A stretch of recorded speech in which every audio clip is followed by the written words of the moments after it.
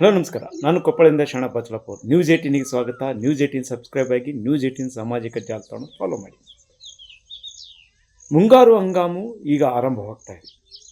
ಈಗಾಗಲೇ ಮುಂಗಾರು ಪೂರ್ವ ಮಳೆ ಸ್ವಲ್ಪ ವಿಳಂಬವಾದರೂ ಈಗ ಆರಂಭವಾಗಿದೆ.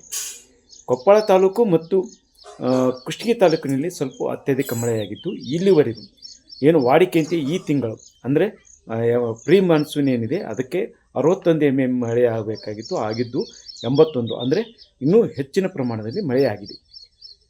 ಈ ಮಳೆ ಆಗಿರುವಂಥ ಕಾರಣಕ್ಕಾಗಿ ಈಗ ರೈತರು ತಮ್ಮ ಕೃಷಿ ಭೂಮಿಯನ್ನು ಮುಂಗಾರು ಬಿತ್ತನೆಗೆ ಸಿದ್ಧತೆ ಕೊಟ್ಟಿದ್ದಾರೆ. ಹೊಲವನ್ನು ಸ್ವಚ್ಛಗೊಳಿಸಿ ಹದ ಮಾಡಿಕೊಂಡಿದ್ದಾರೆ. ಈಗ ರೈತರಿಗೆ ಬಂದಿರುವಂಥ ಆತಂಕ ಏನಂದರೆ ಬೀಜ ಗೊಬ್ಬರದ ದೊಡ್ಡ ಚಿಂತೆಯಾಗಿದೆ.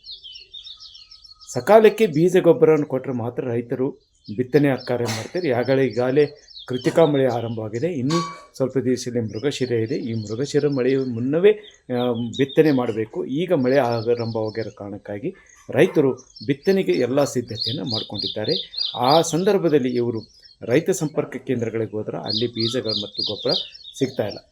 ಮತ್ತು ಮಾರುಕಟ್ಟೆಯಲ್ಲಿ ಸಹ ಗೊಬ್ಬರದ ಮಾರಾಟವನ್ನು ಈ ಸದ್ಯಕ್ಕೆ ಆರಂಭವಾಗಿಲ್ಲ. ಅಂದರೆ ಮಾರುಕಟ್ಟೆ ಅನ್ನೋಕ್ಕಿಂತ ಕೃಷಿ ಇಲಾಖೆಯ ರೈತ ಸಂಪರ್ಕ ಕೇಂದ್ರದಲ್ಲಿ ಈಗ ಗೊಬ್ಬರವನ್ನು ಮಾರಾಟ ಮಾಡ್ತಾ ಇಲ್ಲ. ಅದು ಕಾರಣ ಏನಂದರೆ ಬಿತ್ತನೆ ಸಂದರ್ಭದಲ್ಲಿ ಮಾರಾಟ ಮಾಡಿರಿ ಅನ್ನುವಂಥ ಆದೇಶ ಹಿನ್ನೆಲೆಯಲ್ಲಿ ಈಗ ಮಾರಾಟ ಮಾಡ್ತಾ ಇದ್ದಾರೆ. ಆದರೆ ರೈತರು ಆದಷ್ಟು ಬೇಗನೆ ಒಂದೇ ಸಮಯಕ್ಕೆ ಎಲ್ಲರೂ ಹೋಗಿ ಗದ್ದಲ ಆಗೋಕ್ಕಿಂತ ಮೊದಲು ರೈತರಿಗೆ ಬೇಕಾದಷ್ಟು ಬೀಜ ಮತ್ತು ಗೊಬ್ಬರವನ್ನು ವಿತರಣೆ ಮಾಡಿರಿ ಅನ್ನುವಂಥ ಮಾತನ್ನು ಅವರು ಒತ್ತಾಯ ಮಾಡ್ತಾ ಇದ್ದಾರೆ. ನೋಡ್ರಿ ಸರ, ಕಳೆದ ವರ್ಷ ಬಿತ್ತಬೇಕಂದ್ರೆ ಯೂರಿಯಾ ಗೊಬ್ಬರನೂ ಸಿಗಲಿಲ್ಲ, DAP ಸಿಗಲಿಲ್ಲ, ಯಾವುದೂ ಸಿಗ್ಲಾರ್ಕ ಹಾಗೆ ಬಿತ್ತಿದ್ವಿ. ಇಳುವರಿನೂ ಕಮ್ಮಿ ಆಯ್ತು. ಈಗ ಸಾಲಕ್ಕೆ ಗುರಿ ಆಗಿಬಿಟ್ಟು ರೈತರು. ಈಗ ಈ ವರ್ಷನೂ ಏನಾಗ್ತೈತೆ ಅಂತಂದ್ರೆ, ಈ ವರ್ಷ ಈಗ ಸದ್ಯಕ್ಕೆ ರೋಣಿ ಮಳೆಗೆ ಎಲ್ಲರ ರೈತರು ಜಿಲ್ಲಾದ್ಯಂತ ಬಿತ್ತಬೇಕಾಗತ್ತೆ. ಬಿತ್ತೀವಿ, ಈಗ ಇನ್ನೊಂದು ಮಳೆ ಆದರೆ ಬಿತ್ತಕ್ಕೆ ಚಾಲು ಆಕವು. ಈಗಲಿಂದನೇ ಈಗಲೇನ ಗೊಬ್ಬರದ್ದು ಭಾಳ ಶಾರ್ಟೇಜ್ ಐತೆ ಅಂತಾರೆ. ಅಂದ್ರೇನು ಇವತ್ತು ಒಂದು ಯುದ್ಧದ ನೆಪ ಹೇಳ್ಕೊಂಡು ಆ ಯುದ್ಧದ ನೆಪದಲ್ಲಿ ಗೊಬ್ಬರ ಸಿಗಲ್ಲ, ಡೀಸೆಲ್ ಸಿಗಲ್ಲ, ಅದು ಏರಿಕೆ ಐತಿ, ಬಳಸ್ಬಿಡ್ರಿ ಅಂತಾನೆ ಇವತ್ತು ಮೋದಿ ಅವರು ಹೇಳ್ತಾರೆ. ಆದರೆ ಇಲ್ಲಿ ನಾವು ಸ್ಥಳೀಯ ರೈತರಿಗೆ ಎಲ್ಲಿ ಹೋಗ್ಬೇಕು? ಈಗ ನಾವು ಜಿಲ್ಲಾ ಆಡಳಿತ ಎಲ್ಲಿಂದ ಏನಾರು ಮಾಡಿ ಒಂದು ಸಂದಾಯ ಮಾಡಬೇಕು. ಇನ್ನೊಂದು ಬಿತ್ತವ್ ಬರೋದ್ರಾಗನ ಎಲ್ಲಿ ಗೊಬ್ಬರ ರೈತರಿಗೆ ಕೊರೆ ಆಗ್ಬಾರ್ದು. ಈಗೇನಾಗತ್ತೆ ಅಂದ್ರೆ FID ಮಾಡಿ ಅದನ್ನ ಕಡಿಮೆ ಮಾಡ್ಬೇಕು. ಅದನ್ನ ರದ್ದು ಮಾಡಿ ಹೋಗೋದು ನಮ್ಗೆ ಈಗ ಅದನ್ನ ರದ್ದು ಮಾಡಿ ಎಲ್ಲ ರೈತರಿಗೆ ಸಿಗಂತ ಮಾಡ್ಬೇಕು. ಇನ್ನೊಂದು ಸರ್ಕಾರ ಏನ್ ಮಾಡೈತೆ ಅಂತಂದ್ರೆ, ಈಗ ಶೀಘ್ರದಲ್ಲಿ ಈಗ ನೋಡು, ಈಗ ಒಂದಕ್ಕೂ ಡಬಲ್ ಐತಿ. ಏನು ಗೊಬ್ಬರ 1,000 ಇತ್ತು, ಸಲ 1,1500 ಇತ್ತು. ಈಗ 2,500 ರೂಪಾಯಿಗೆ ಒಂದು ಚೀಲ ಚಿಕ್ಕರೆ ಅದು ರೊಕ್ಕ ಕೊಟ್ಟರೆ ಸಿಗಲ್ಲ. ಆ ಲೆಕ್ಕಕ್ಕೆ ಪರಿಸ್ಥಿತಿ ಆಗೈತಿ. ಅದು ಗೊಬ್ಬರದಲ್ಲೇನು ಸ್ವಲ್ಪ ಏನೈತಿ ಕಡಿಮೆ ಆಗ್ಬೇಕು. ಆಮೇಲೆ ರೈತರಿಗೆ ಕೊರೆ ಆಗ್ಲಾರ್ದಂತ ಸಿಗ್ಬೇಕು. ಇನ್ನು ಕಳೆದ ವರ್ಷ ಇಲ್ಲಿ ಯೂರಿಯಾ ಗೊಬ್ಬರಕ್ಕೆ ದೊಡ್ಡ ಪ್ರಮಾಣದಲ್ಲಿ ಗಲಾಟೆ ಆಯಿತು. ಈ ಸಂದರ್ಭದಲ್ಲಿ ಈಗ ಯೂರಿಯಾ ಸಹ ಬೇಕಾಗುತ್ತೆ. ಇದು ಒಂದು ಕಡೆ ಆಗಿದ್ದರೆ, ಅಂದರೆ ಇಡೀ ಈ ಹಂಗಾಮಿಯಲ್ಲಿ 1,17,000 ಮೆಟ್ರಿಕ್ ಟನ್ ಗೊಬ್ಬರ ಬೇಕಾಗಿತ್ತು. ಆದರೆ ಈಗ 40,000 ಮೆಟ್ರಿಕ್ ಟನ್ ಇದೆ. ಅದು ಸಕಾಲಕ್ಕೆ ಬರುತ್ತಿದೆ ಅನ್ನೋದು ಜಿಲ್ಲಾಡಳಿತ ವಾದ. ಇನ್ನು ಮುಖ್ಯವಾಗಿ ಬೇಕಾಗಿರೋದು ಬಿತ್ತನೆಗೆ DAP ಗೊಬ್ಬರ.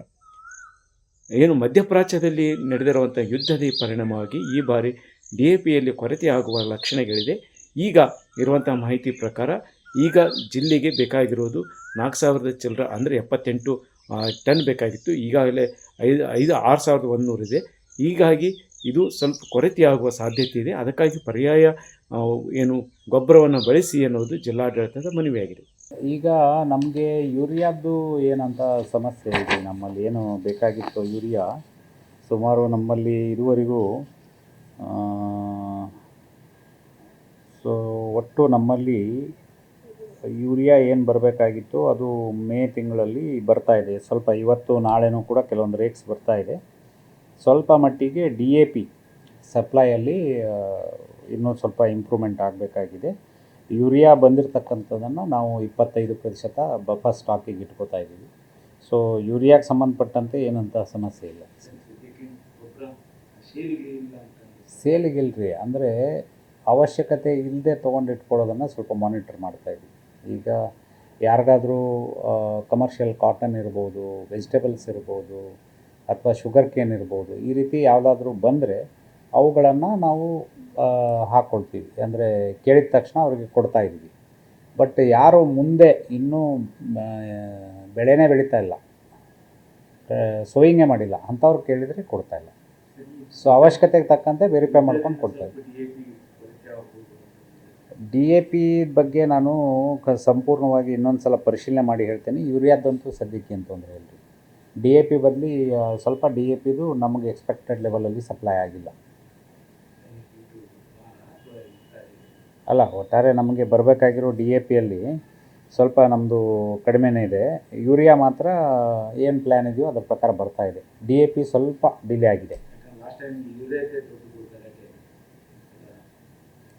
ನೀವು ನೋಡಿರ್ಬೋದು, ಕಳೆದ ವರ್ಷ ಆಯಿತು, ಅದರ ಹಿಂದಿನ ವರ್ಷವೂ ಕೂಡ ಸ್ವಲ್ಪ DAP ಸಮಸ್ಯೆ ಇತ್ತು. ಆದರೂ ಕೂಡ ಮ್ಯಾನೇಜ್ ಆಯಿತು, ಅಂಥ ಏನು ಸಮಸ್ಯೆ ಆಗಲಿಲ್ಲ. ಯೂರಿಯಾದ್ದು ಕಳೆದ ವರ್ಷದಲ್ಲಿ ನಮ್ಮ ಡಿಮ್ಯಾಂಡ್ ಜಾಸ್ತಿ ಆಯಿತು. ಯಾಕಂದರೆ ನಮ್ಮದು ಬೆಳೆ ಕ್ಷೇತ್ರನೇ ಜಾಸ್ತಿ ಆಗ್ಬಿಡ್ತು. 3,16,000 ಇದ್ದು 364, 370ಕ್ಕೆಲ್ಲ ಹೋಗ್ಬಿಟ್ವಿ. ಆಮೇಲೆ ಅರ್ಲಿ ಕೆನಾಲಿಂದ ನೀರು ಬಿಟ್ಬಿಟ್ರು.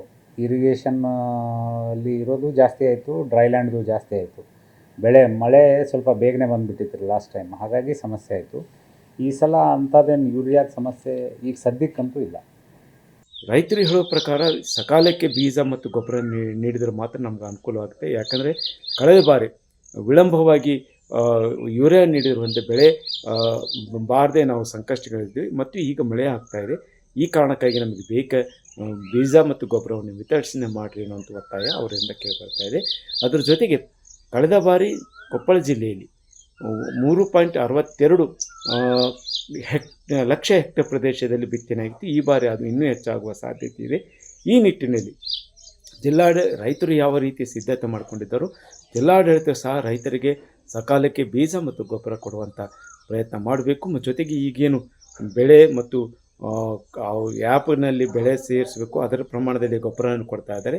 ಆ ನೀರು ಸಹ ಈಗ ಮಾಡಬೇಕು. ಅದು ಒಂದಿಷ್ಟು ತಾಂತ್ರಿಕ ತೊಂದರೆ ಇದೆ. ಏನು ಒಂದು ಕಡೆ ಏನು ಮಾಲೀಕರು ಇಲ್ಲದೆ ಇರುವಂಥದ್ದು ಅಥವಾ ಅದನ್ನು ಲೀಸ್ ತೆಗೆದುಕೊಂಡವರು, ಈ ಎಲ್ಲ ಸಮಸ್ಯೆಗಳಿವೆ. ಇವುಗಳೆಲ್ಲವನ್ನು ಜಿಲ್ಲಾಡಳಿತ ಬಗೆಹರಿಸಿ ಸಕಾಲಕ್ಕೆ ರೈತರಿಗೆ ಬೀಜ ಗೊಬ್ಬರ ಸಿಗಲಿ ಅನ್ನೋದು ಇಲ್ಲಿಯ ರೈತರ ವಾದವಾಗಿದೆ. ಶರಣಪ್ಪ ಚಲಪೂರ್, ನ್ಯೂಸ್ 18 ಕೊಪ್ಪಳ. ನಿರ್ಭೀತ, ನಿಷ್ಪಕ್ಷಪಾತ, ವಿಶ್ವಾಸಾರ್ಹ ಸುದ್ದಿಗಳಿಗೆ ಮತ್ತೊಂದು ಹೆಸರಾಗಿರುವ ನ್ಯೂಸ್ 18 ಕನ್ನಡ ಈಗ ಆಪ್ನಲ್ಲೂ ಲಭ್ಯವಿದೆ. ದಯವಿಟ್ಟು ಇಲ್ಲಿರುವ QR ಕೋಡ್ ಸ್ಕ್ಯಾನ್ ಮಾಡಿಕೊಂಡು ಆಪ್ ಡೌನ್ಲೋಡ್ ಮಾಡೋದನ್ನ ಮರಿಬೇಡಿ. ನಿಮ್ಮ ಬೆಂಬಲ ಹೀಗೆ ಸದಾ ನಮ್ಮೊಂದಿಗಿರಲಿ. ಧನ್ಯವಾದ.